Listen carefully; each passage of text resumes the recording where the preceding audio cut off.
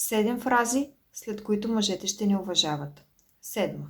Твоята сила не ме плаши, а ме вдъхновява. Това е свързано с приемането на силата на другия, без жената да се чувства заплашена по някакъв начин. Здравите взаимоотношения се основават на взаимно уважение и възхищение, където двама души се подкрепят без да се състезават. Когато една жена казва тези думи, тя показва, че не се състезава с мъжа, а го приема като равен. Не трябва силата на единия да бъде заплаха за другия.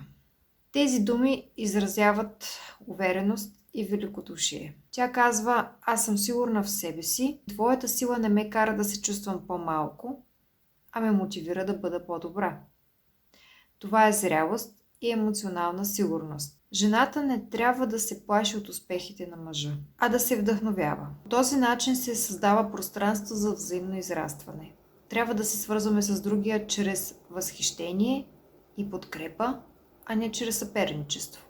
Уважението в една връзка не се печели чрез манипулация, а чрез това да бъдем истински и честни. Уважението започва отвътре. Всяка жена първо трябва да уважава себе си, за да я уважава и мъжът до нея.